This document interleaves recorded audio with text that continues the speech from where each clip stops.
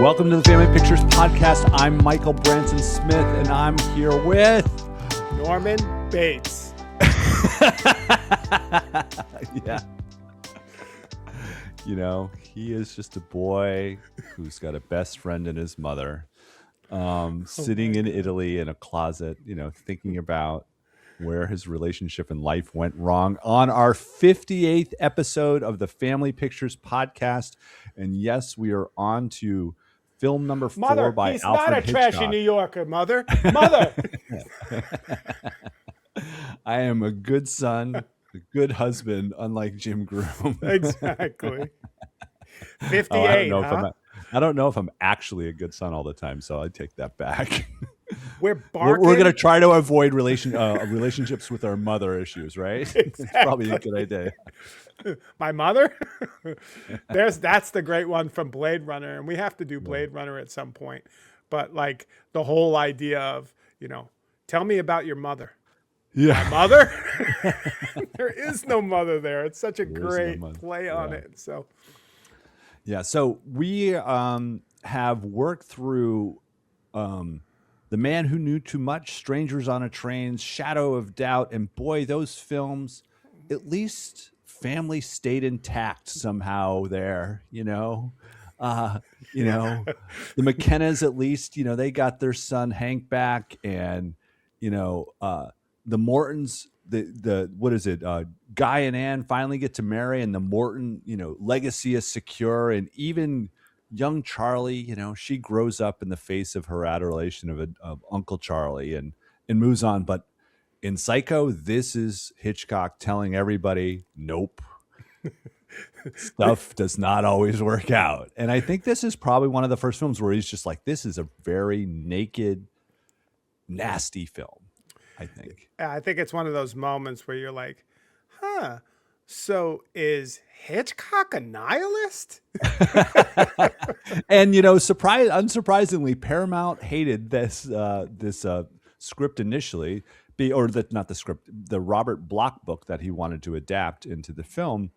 And they denied him immediately his usual budget because he was in contract. And I think this was his last film in the contract. And he had just done North by Northwest, which was very successful. Cary Grant, it's a romance. And so to negotiate, he said, look, I'll do it cheaply. I'll just shoot it in black and white. And they were like, nope. And then finally, they relented when Hitchcock proposed financing the film himself using his Alfred Hitchcock Presents TV crew. It's not a TV movie, Jim. Don't worry. And using all the crew from Shamley Productions, and he forgoes his $250,000 directing fee for, wait for it, in a very George Lucas way, a 60% cut in the movie, right? And Star Wars before Star Wars, right? Exactly. Yeah. Like, I just want the toys and the story rights. That's all I need, you know? And Paramount was only going to be a distributor. And interestingly, this made Hitchcock richer than ever. You know, it was financially his most successful film. But it was effectively an indie film, which is kind of wild to think about. Hitchcock, it's great to think about that. You know, it's with a cadre of people. He obviously, they're very talented and capable camera crews and whatnot, because it's his TV crew, and TV crews are like notoriously, especially that era, they just crank stuff out. Right. Like the artistry is whatever you can pull off as long as you get it done in a day. It's not quite like soap opera like stodgy, but they're workmanlike. But he ekes every single bit out of that crew and that budget to make Psycho. Yeah, I mean, the fact that when I was reading up on it, and to your point, the fact that I'm like, oh wait, this is Hitchcock's departure, you know, from his, you know, monolithic films of the 50s, Rear Window, Vertigo, you know, North by Northwest. And he's making it, which on them was a shoestring budget of $825,000. And, you know, he had to go rogue to do it. Like, This is super cool. Like, this is like, I mean, obviously there was B-movie industries already, but this is like a major, you know, Hollywood director going B-movie to imagine a vision, and it ultimately becomes his most culturally resonant movie of all time. I mean, we still quote Yeah. Psycho. I was quoting Psycho when I was like 8 years old, Yeah. just because I knew what Psycho meant. I knew the music. I knew there was a shower scene. I had seen High Anxiety, where the guy Yeah. comes in with the newspaper and Mel Brooks is making fun of it. Like, it Oh, was so deeply Chevy entrenched. Chase to his wife in the shower. I No. mean, this is a movie that became like part of the firmament, right? And that's a rare Mhm. thing. Like Star Wars, to your point, it's a good comparison. And Yeah. I think, it starts. I'll say it again. I've said it many times. Like, it's kind of ground zero for the slasher movie. It's ground Right. zero for the new horror. Something we looked at with Texas Chainsaw Massacre. Not only that, it's like a similar theme. But like, this is a powerful movie. Like, this movie resonates beyond the actual screen to the culture. Yeah, I mean it's ground zero for sex and film too. One of my favorite parts about this film too. It's like it's no longer hidden metaphor. I mean, one of my favorite things is the preceding film, North by Northwest, where Cary Grant has just saved his paramour from the cliffs of Mount Rushmore, and as he pulls her up, he is then surreptitiously pulling her, directly into bed on the train as, triumphantly they're now married, and they're married, of course, and they're Mr. and Mrs. I can't remember the last name. She's immediately lost her name. And then it cuts to the train plowing into the tunnel, right? That's the metaphor. That's what we get. But no, not Psycho. Psycho is, it is, you know, Marion Crane in her bra, her paramour Sam in without a shirt in bed in a cheap motel where they're a hotel in Phoenix where they're having a liaison because they can just capture while he's visiting for work. We don't know exactly. Let me ask you a question, Michael. Why do you think, and that's that great shot where you're coming over Phoenix, it talks about the name, and you see the kind of skyscape and the cityscape, and then it goes to the window, and then it moves into them on bed together, like you say, in the clutches of desire. But why show the day, and I think it's like the date, the Oh yeah, like, it's why show that? Why show the date and time? December 11th, 2:43 p.m. It turns it into a procedural. It's like Fargo. It makes it more truthful. Like, remember how Fargo opens with, "This is a true story. The names have been changed to respect the survivor, respect the dead."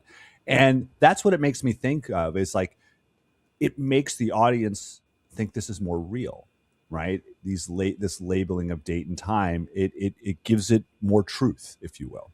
So let me another point, and then I'll come back to this. Do you think that another master, Kubrick, is messing with that in Shining, when he just has a random day, Tuesday, and then you see Jack, and it's like there's no context for the fact that it's a day of the week. So like Right. it's funny. Like, I wonder if there's a little bit of back and forth or ping pong Yeah. around what does it mean to kind of place it in a time and day, like you're saying. Right. Right. I mean, it's supposed to to me, it's supposed to add an element of truth, even if that truthfulness is false. But, there's a couple more production notes. I mean, because we're diving into the opening scene, which is, we can't help ourselves. But there's a couple things that there were a couple more things that I thought were interesting. Was, Bernard Herrmann, Hitchcock's preferred composer, makes his most iconic score for less money with a string orchestra to save money. And guess what? What always happens when you're forced to you know build something out of limitations? We get iconic art. Yeah. It's like Jaws. It's like the stupid Bruce wasn't working all the time, so he hides Bruce. And what's better than hiding Bruce than it, because it's scarier, because we don't see it. And same thing with Alien and all these other horror films. Ultimately, it's like they learn that through limitations, and probably Hitchcock too, what he was able to do with the filming in black and white. It makes the scene of Marion's murder without the red blood all that more Uh, menacing because it's not too bloody. Otherwise, we just couldn't watch it. So we can watch it. And so that's the desensitization of the black and white is kind of really interesting. It makes it more like crime photos, back to this no, idea of it being like a procedural. procedural. I like that. Yeah. I like that a lot. Yeah. And I mean, I also. So, do you believe in the idea that limitations on your art form make for greater art? Like that I mean, focuses. the two thing there's the one significant mitigating factor is preparation, right? Like you still have to be prepared for what serendipity, right? Like that reveals itself as you work with what the materials you have in front of you. So there is obviously in Hitchcock, is an incredibly prepared filmmaker. We've talked about how he's like telling the story to his future, his prospective actors of the entire film rather than having them read the script. Like he has it all up here the whole time.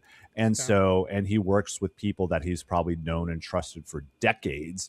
And so he's incredibly prepared. So he knows how to craft exactly what he wants given those limitations. And I think, yeah, Bernard Herrmann's the same way. And Hitchcock credits him. It's like, the quote was 33% of the effect of Psycho was due to the music, and it depended heavily on his music to create the tension. And it's in the opening titles that like Yeah.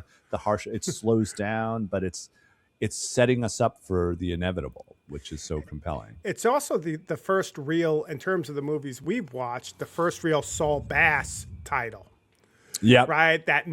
minimalism coming together with the I music. love his stuff. Yeah. Yeah, so like we haven't seen, he's done other with Hitchcock, but this is the first one we've seen in terms of the 5 movies we're talking about. Right. Yeah. Yeah. And so this turns out to be, I mean, there's the last couple notes was, Hitchcock enforced theaters on a no late entries policy because he was, worried that audiences would miss the tryst. And then you're like, what the hell's the whole movie about? And, the theaters at first balked at that idea, but then it led to lines out the door because this becomes the second biggest grossing film of 1960 behind Spartacus and produced at like less than 10% of the budget. I mean, Yeah. so it's a remarkable commercial success on top of it, like its legendary status as an success artistically. Yeah, I mean, amazing. And watching it, this is not a movie. Probably I didn't watch this movie probably till I was in my teens, and I watched yeah. it again when I was at university, as a part of a Hitchcock, Polanski, Ford like auteur class.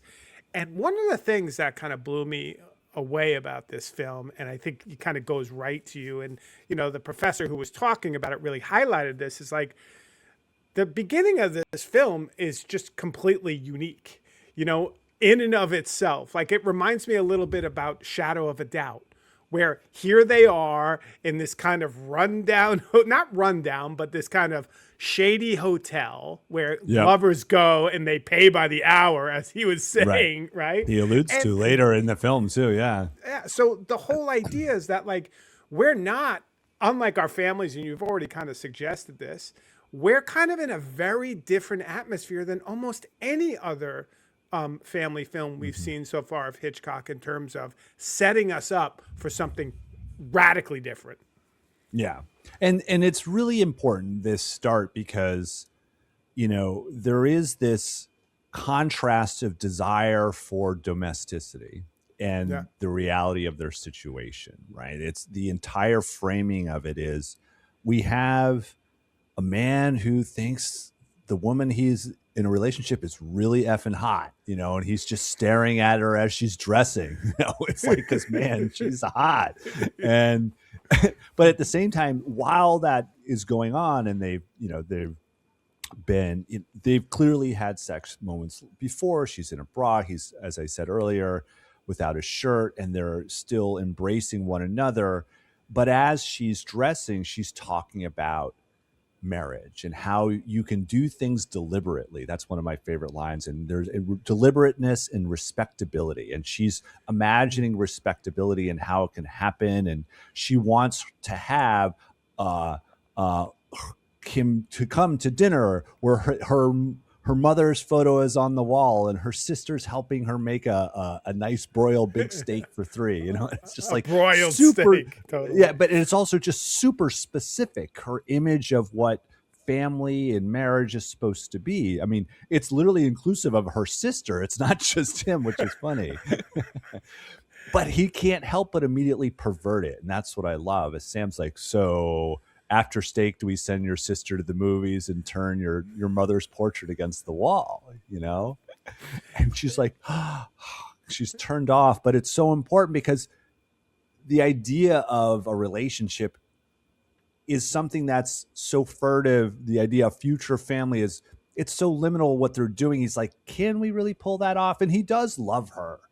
You Yeah. get an impression that he does. Like, Exactly. He's not a dog, right? There is no. a real investment there. But I Yeah. think the other thing that's interesting here is, we've been with Hitchcock traveling from the early 40s, 43.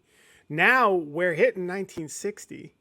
And Yeah. the families we're watching over that time are changing. And I think that beginning hotel scene kind of presents us with that idea. Like there's this sense also like sex can't be divorced from those relationships. It's not just, oh, you got married and you have that perfect family on the bus in The Man Who Knew Too Much. And that movie starts with the perfect family and then loses little, what's his name again?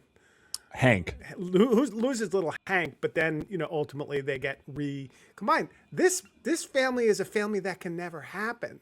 It's Right. already in stasis, right? And I think it's Yeah. such an interesting way to think about it and compare it to The Man Who Knew Too Much. It's almost the opposite. They can't get to that point. And I wonder if that's a 50s versus what is emerging as the 60s reality. Yeah, I mean, it's as I kind of noted, it's like it's a relationship that exists on borrowed time and borrowed space. And she's like, even speaking of like, if we can only be in other places, not hotels like this, right?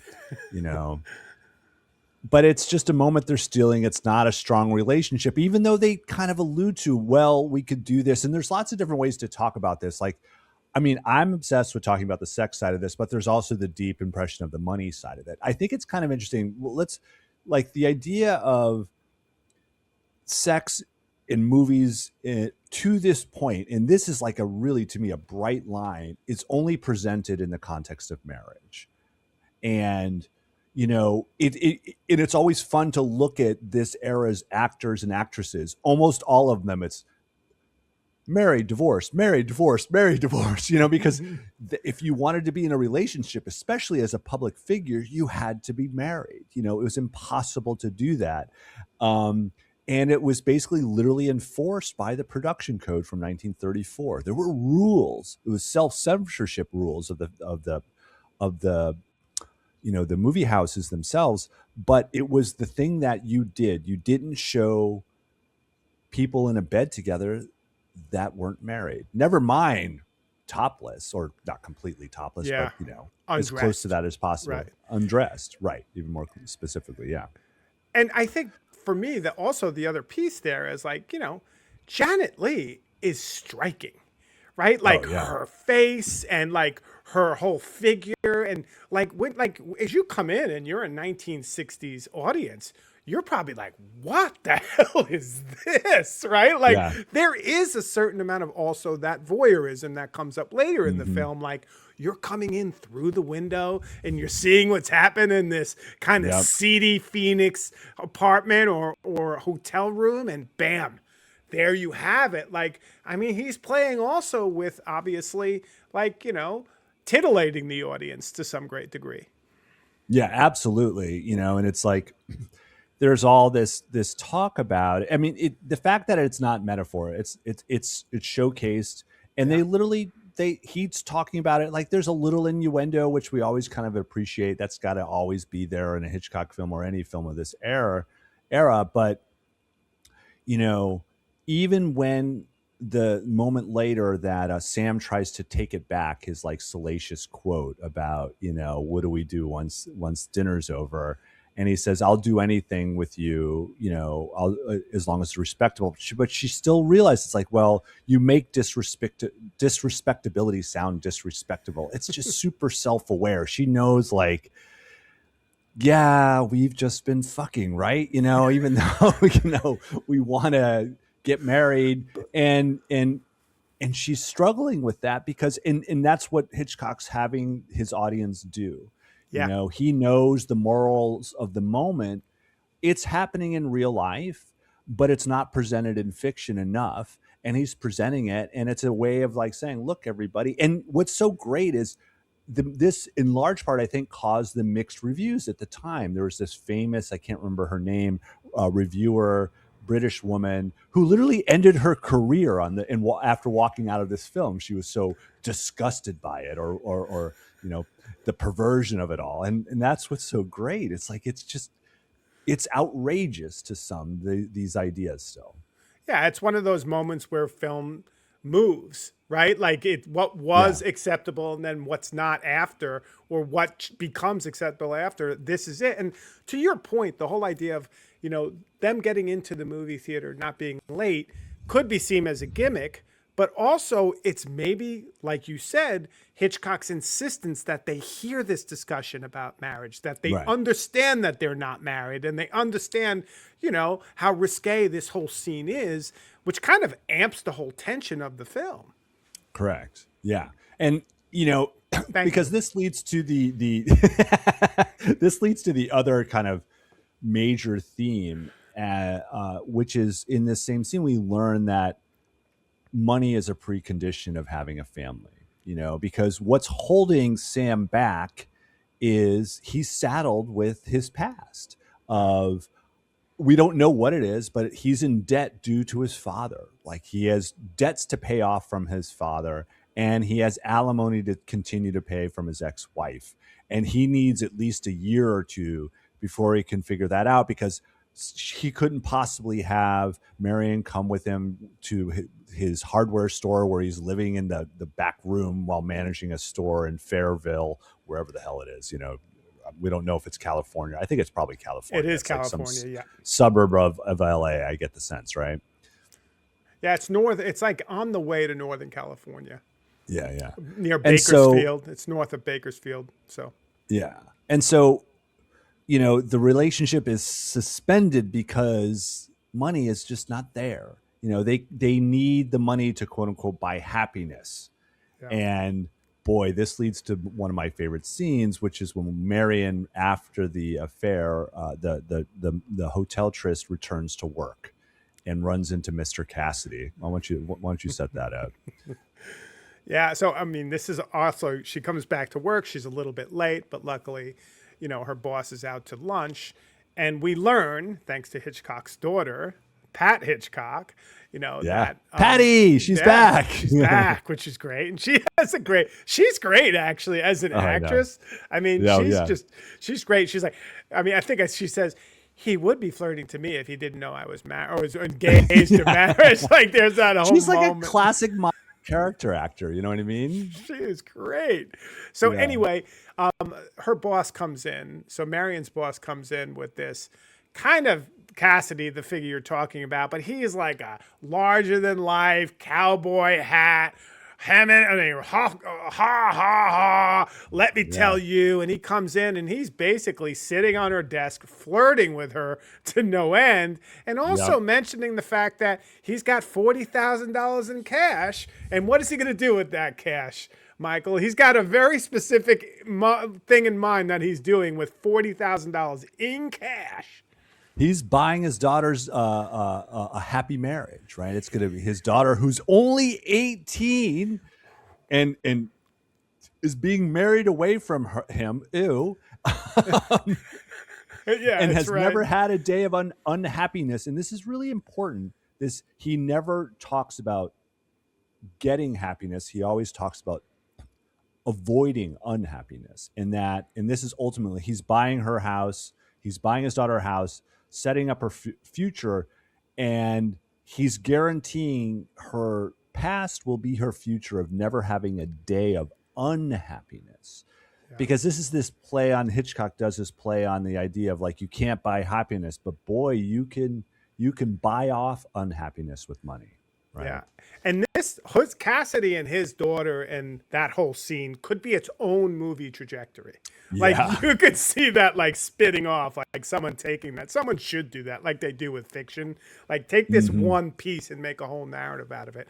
But anyway, Marion's boss gives her the $40,000. He's very uncomfortable with having that much money around the office, and says, "Look, I want you to take this right to the to the safe, what do they call, safe deposit box, I guess. Yeah, to the bank. Yeah, Yeah, yeah. put it in there." And she is already suffering from a headache, which she notes. And Patty Hitchcock gives her the aspirin, but then Yeah, she takes off. Right, she kind of right, goes, and the next scene is her again, shirtless, in her, what is her apartment, right. and the camera goes from her in that really, kind of striking black bra over back, and it pulls back to show you an envelope, with stacks of cash.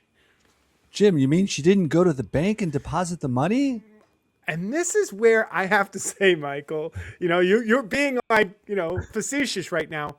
This is where I was like, oh my God, I thought the whole movie was about Norman Bates killing Marion in the shower. The movie is about this. It's Yeah. about Marion, her being a badass, grabbing her future, ripping off this complete asshole, who's buying Uh-huh. his daughter happiness. And she's like, fuck that. Why can't I have that? Like, I'm tired of all these assholes around it. So she grabs the cash. And, obviously, once you start doing that, the cash, while also a MacGuffin, becomes, a lot of heartache and pain, and a Right. source of all sorts of, tension, if you will. But like, it's a great moment in this film. And I can understand now that you say it, it just rings for me why Hitchcock would say the first 10 or 15 minutes of this film is everything. And I Yeah. think almost like that is a part of the film that gets ignored in relationship to once she hits the Bates Motel and everything that happens there. And there's good reason for that. But this is like a movie in and of itself.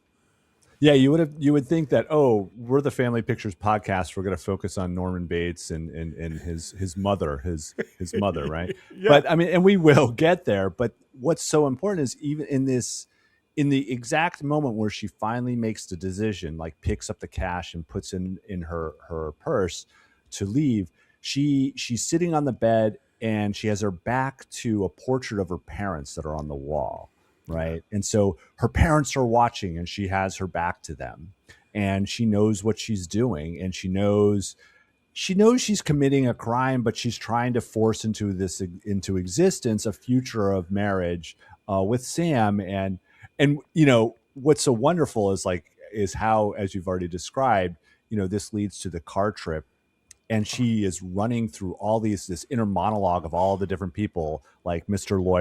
Laurie, her boss, or Mr. Cassidy, or even Sam, what they're all going to say when she shows up, or they figure all out what's happened. And so it does immediately become this source of tension. Oh, And she imagines that it's going to buy her, it's a shortcut to this place that she wants to arrive at, where her parents had arrived. And even that's interesting to think, because her parents must have been parents of the Depression, most likely, at the same yeah. time, right? um and so there's probably a lack of stability. Most likely it's not like she's wealthy. She has some sort of middle class upbringing, so they recovered, which is great. I mean, post-war recovery of sorts. But um also, but you go ahead. my wife points out, and it's interesting, like when it comes up, it's like Marion's been working there for 10 years. So Yeah. she's a working stiff. And Yep. as to your point, she gets in, and this is a great example of Hitchcock doing what he does so well.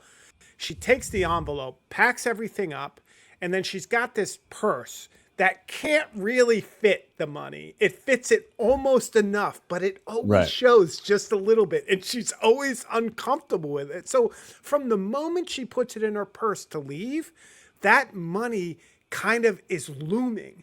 And it's already uncomfortable. It doesn't fit comfortably in her purse. She's always worried about it, where it is, fitting it in. There's that scene with the cop, but we're getting ahead of ourselves. That's amazing. Another point you bring up that I want to talk about, because I hadn't put two and two together until I saw it this time. And I think her thinking to herself while she's driving are some of my favorite scenes in this whole film. Yeah.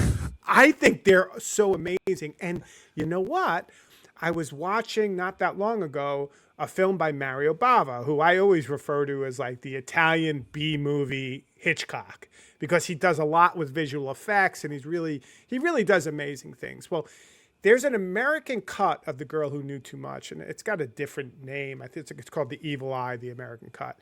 But it begins with this woman, Felicia Roman, who's the star of it, and she's kind of in the plane, and the camera goes through all the people in the plane before it gets to her, and you can hear what all of them are thinking. Oh, that's and it's great. so cool. And then it gets to her, and then you learn about her.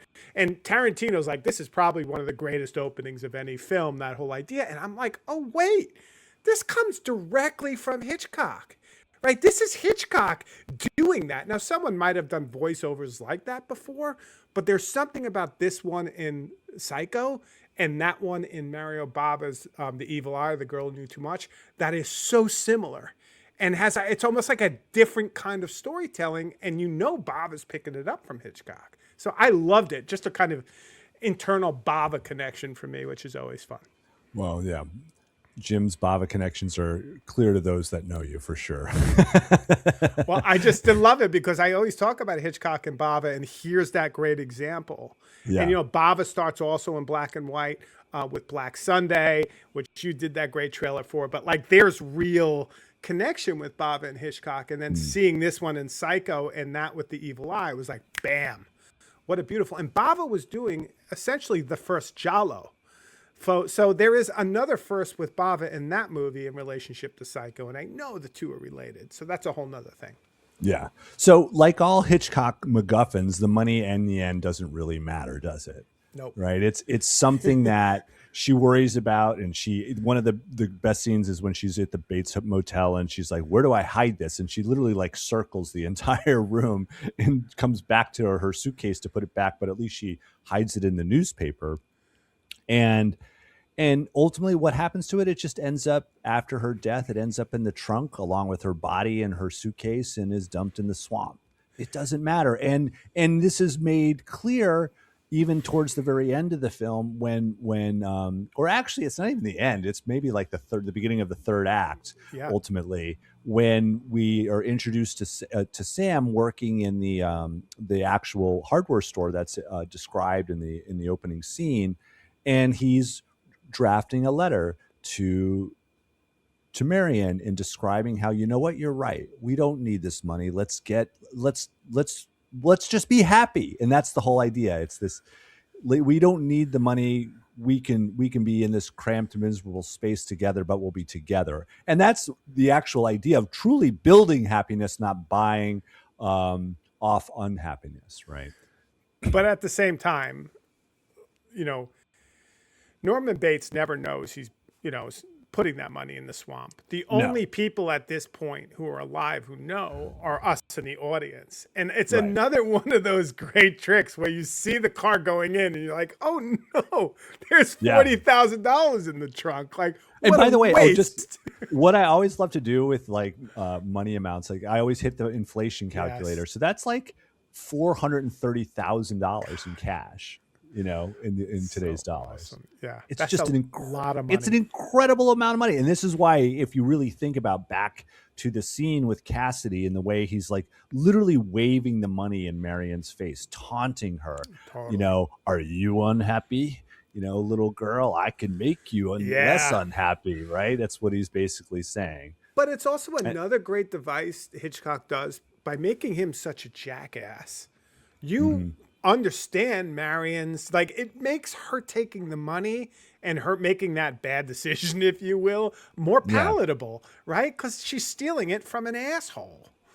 Yeah, no, it's very smart storytelling. Ultimately, it really is, because we don't like Cassidy right away, and even like in the voiceover kind of monologue she's imagining of different people, she's imagining Cassidy being like vindictive. Right. And it's like, I'll chase her to the end of the earth, that wench, or whatever it is. I can't remember the line he uses, but it's something like that. It's like he's a bad guy even in her mind, very clearly. Or Um, and there's another storytelling device, and I know we talk about family here, but sometimes it's just unavoidable with Hitchcock. Is so here we have Marion takes the money, gets in the car, starts driving away, ostensibly to see Sam in Northern California or Mid California, and as she stops, who does she see walking by? oh yeah, her boss, That's Lowry. such a great scene. Yeah, yeah, no, that stuff is awesome. I mean, because that Lowry is immediately suspicious and is Yeah, he's like, whining. And it's winding Marion up, which is important, and that's the classic tension building skills that Hitchcock has, regardless of his budget and the story he's working with. He's always focused on making his characters more and more uncomfortable and us getting more and more invested in that uncomfortableness and what are they going yeah. to do, what is going to happen as a result of this. And it's super clever stuff, and I appreciate that to no end. But she has left Phoenix. I don't know. I mean, the car ride and the cops and the salesman and the switching cars, it's all fun, but I'm not sure if it's essential. It's beautifully crafted. She like gets too tired and takes a nap, turns out to sleep it off, and a cop shows up and he's classic menacing cop who just, she puts off as best as she can, but he literally follows her around wherever they are just outside of LA, very close to Fairville at this point. But it's ultimately that she arrives yet again. She's not tired this time, but rain is hitting, and in its classic 1960s bad windshield wipers, I guess. She can't keep driving, even though she's only 15 miles from her destination. I think And one of the things you could do with that scene, if you wanted to, like if we wanted to read. So here we have Marianne running to see her, hopefully one day betrothed, and now she has the money to make it happen. So she went out and made it happen, Sam. She made it rain. But there's all these men, right? There's the salesman, there's the mechanic, and then there's the cop. And there's a scene when yep, she's driving away where they're all lined up, right? yeah, they're And all she's watching her. literally going through the gauntlet. And there's this literal sense, if we want to take, Hitchcock as feminist in this relationship to these family films, and they're the strongest. Like literally, here she is running the gauntlet of these men, who are trying to prevent her from getting what she's want, like down to the authority that's going to stop her. And I think it's, I thought about it. Antonella talked about it. It was right. It's like she's in a dead end job, right? There's only so far you can go as a woman potentially in that moment without doing what Cassidy's daughter did. Not to mention the fact that if your parents have money, it's that much better. So like the real limitations there, everywhere you have the kind of male firmament, that Marion's up against, until she finally meets the ending, which is such a strange thing, obviously, because is she killed by Norman or, but Mother. anyway, or mother, exactly.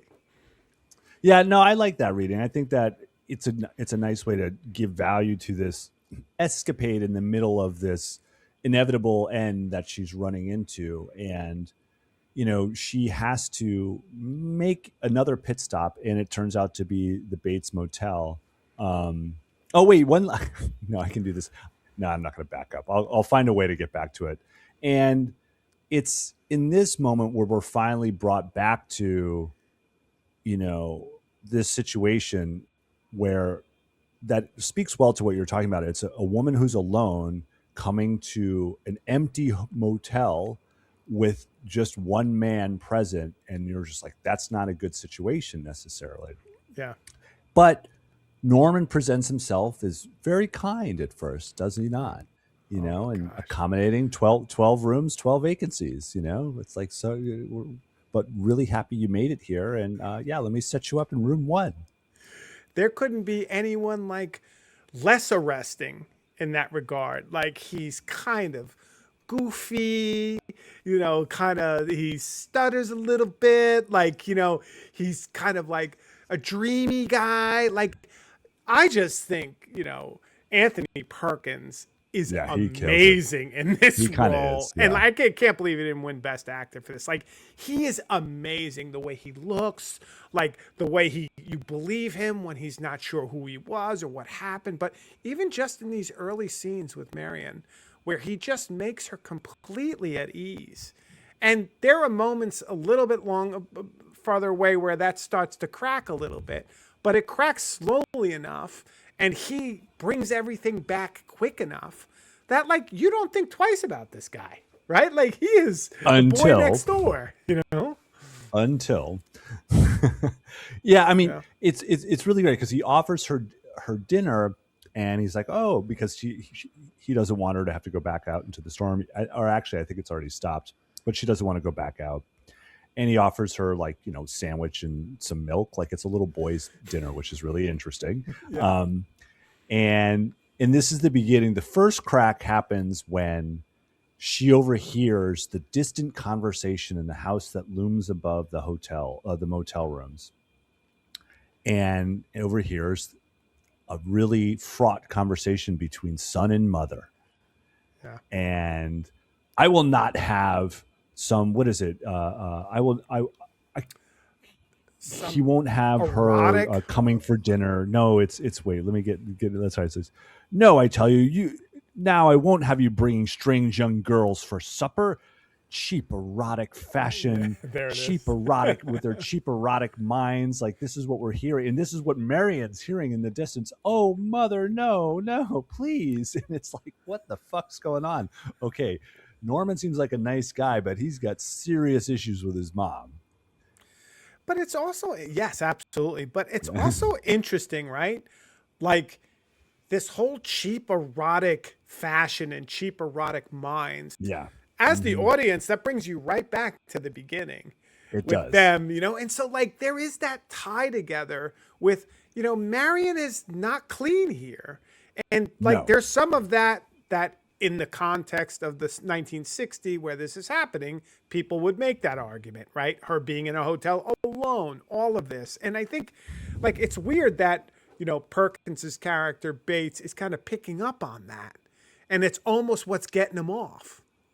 Yeah, I mean, he's a young, handsome man. She's a beautiful woman who's alone. Of course, he's going to desire her. And he's like, I hope she desires me ultimately. But in the voice of mother, those ideas are like perversion. We go back to this idea that sex outside of marriage, that's disgusting. Why would you even think of that? Right. And so it's something, it's going back to, like, the beginning. It's like the language of the older moral order is back. This is, I am policing you. I'm saying that your thoughts are not appropriate, and you must desist ultimately. Yeah. But he can't. And you know what's funny? This is completely off, but because this is about, like, ultimately the production code again, and telling the audience explicitly, like, sex in the outside of marriage is bad. And one of my favorite things is we had done Johnny Dangerously, and it reminded me of the scene of where Ma Kelly chides her son for wanting to get married just to have sex. It's like, what can't you say to me? You want to get laid. He's like, Tommy Kelly's like, Mom, what are you saying? You want to hump her brains out. It's like bada boom, bada boom, bada boom. And it's the same kind of embarrassment that, obviously it's a comedy. And in this situation, it's not a comedy, but the idea is to embarrass you into having these thoughts. It's like, no, that's not polite situational language. You shouldn't do that. But because Marion has to overhear this, now she's on the back foot when he returns with dinner. And it's interesting too, because just like in the beginning where the fact that they're not in a marriage is spoken, it's also spoken that erotic desire he has for her. So it's spoken. It's Right. always out there, right? Yes. And then all of the other things explicit. which just happen kind of immediately don't need any explaining. Yeah, and so it's interesting because he comes back with dinner, and it's so interesting because she invites him into her room, and he demurs. Like, Yeah. it's almost like Hitchcock setting up. It's like, you never know. But instead they go into the office and then to his little parlor space where we learn he's into taxidermy. And there are the birds, the stuffed birds hanging on the wall, menacingly, you know, positioned birds, like that is shown in the background image of the owl that's about to attack. Yeah. And this is beginning of showcasing that, and in conversation as well, that Norman's got some issues, because he goes on, you know, in polite conversation to talk a little bit about his background, that he and his mom lost um, his father when he was 5, and so they were inseparable for many years. It was just the two of them, but she was a little tough. She was a tough mother, and you're like, and Marion's like, okay, yeah, that sounds tough, and then he just continues, and then he found him. She found a man, and this is where, you know, things started. And he's like, and she could make him do anything. It was his idea to build this motel, not mine. And that's where Marion's starting to really say, okay, Yeah. maybe you should leave. Psycho boy. Yeah, exactly. And then he's like, are you saying I should leave mother? Are you saying I should put her someplace? They always say someplace when they Right. he starts on that. It's like, oh shit. But But this what's is also so where beautiful on yeah, that go though, ahead. on that point, what's so beautiful is he gets there, but he never goes over the top. And a lot of the 80s and 90s and other horror, that person would immediately go over the top and you'd immediately be like, oh, okay, here's the psycho. Right. Perkins brings it to the verge and then brings it right back down. It's Yeah. just such a great kind of rhythm that character has. I loved it. And it's what's ironic about the speech that Norman's giving about his background and his predicament with his mother, and she's ill, and she's like, "Oh, she's ill. Does she need to like be in the hospital?" And it's like, "No, she's ill," like alluding to it's a mental health issue. And he speaks of, you know, we're all in our traps. Like he's trapped having Yeah, to be the good son, like, and take care of her. And you know, something we've talked about is like older adults having to take care of their elderly parents already. And so we were like, oh, Norman's a good guy. Like he's taking care of his mom. She's ill. This is like, and she's an asshole to him, but he's still doing it. Um, and he talks about this, and we're all in our private traps, whether we're born into them or we step into them. And so, ironically, this entire speech is a speech that leads to Marion changing her mind. She doesn't say it in that moment, yeah. but it's alluded to later on. I can't remember exactly how it is, but she makes the decision. Oh, it's because she later says, She like, I'm going to does the leave in the math, morning. She right? does the math, but she also tells Norman she's going to go on the long drive back to That's right. Phoenix. That's how it's revealed. And so, ironically, it's Norman's speech about his history and failed family that she's like, I can't take this shortcut that I've set out to. I need to do the hard work to have a proper relationship and a real marriage. And so that's the irony of this moment, is like Norman immediately switches after he puts her to bed, if you will, right? Like sends her on her way. And now we see the real Norman. And this is also Hitchcock showing the real prurience of people. It's not hidden.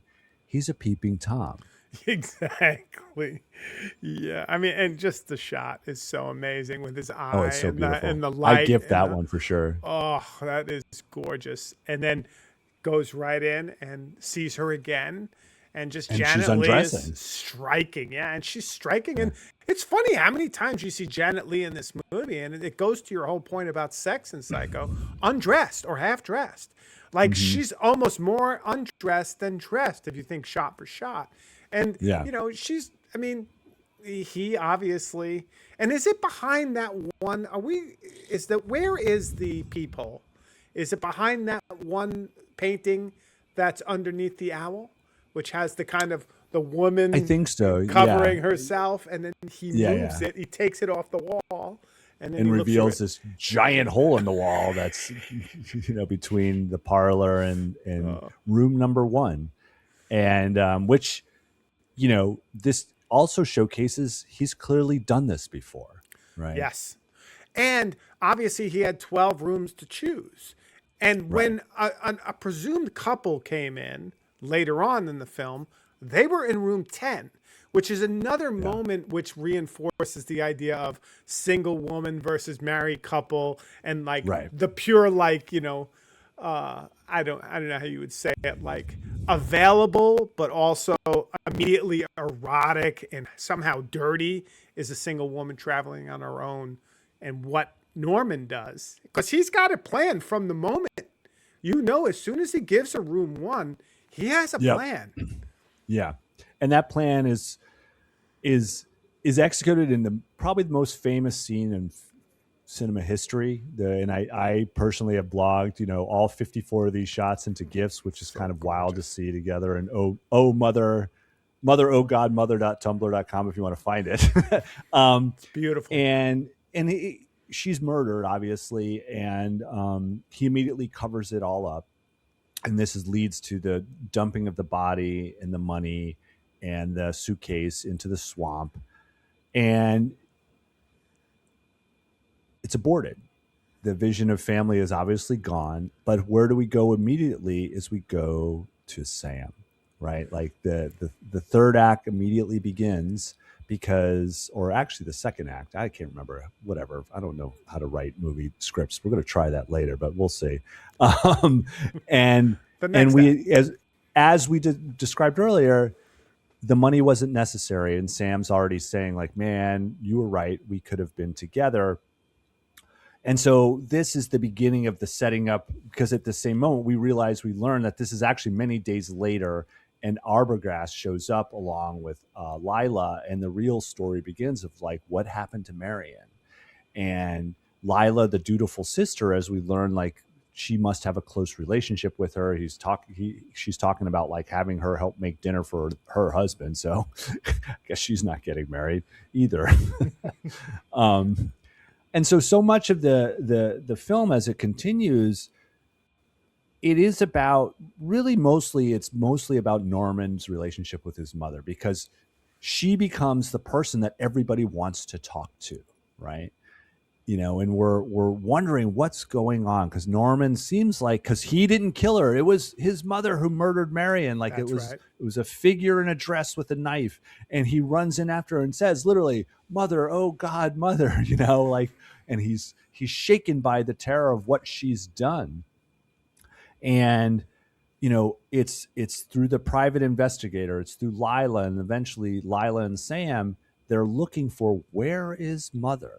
And this is a big part of ultimately the reveal of, Norman is the mother. And then it makes all the language prior become that much more interesting ultimately, because Norman, when talking to his mother about how his desire to just have her over, Marion over for dinner, is him basically chiding his own ideas of his prurient thoughts of her, because he is her, she is him.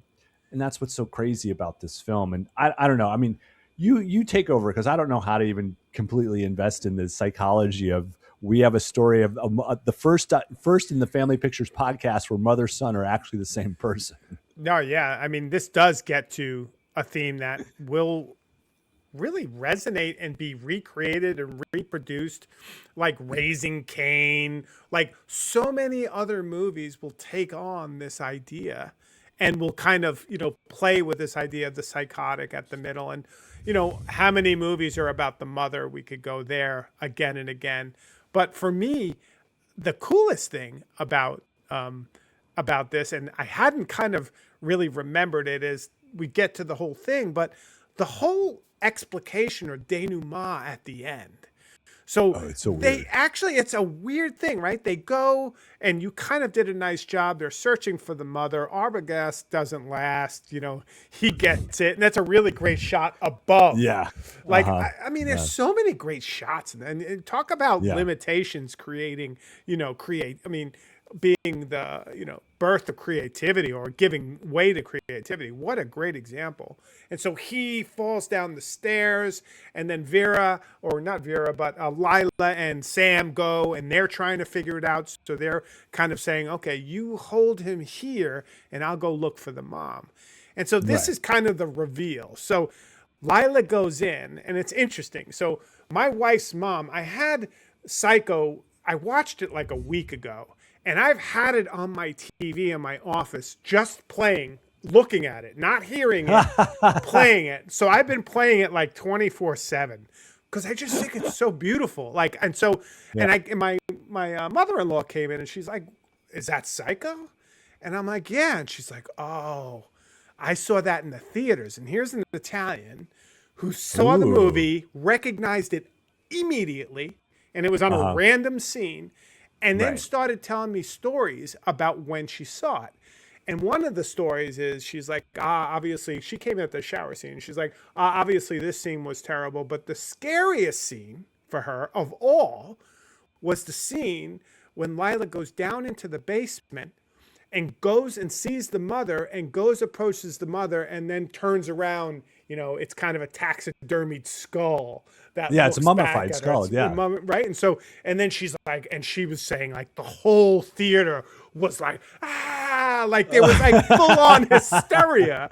And so I just thought it was interesting to hear, you know, from my 80 something year old mother in law, a Yeah. story about like just how much an impact for an audience in the moment this film made, to the point where she could tell me exactly where she was, exactly what scene this was, but also the scene that kind of freaked her and everyone else in the theater out. I thought it was pretty freaking cool, actually. Yeah, there's a book that I had found earlier that I was reading a little bit before we even thought of doing. It was Hitchcock in the Shower, and it's a man who wrote an entire book on the scene, um, including interviewing Vivian Leigh, and I think it was the production designer or the producer.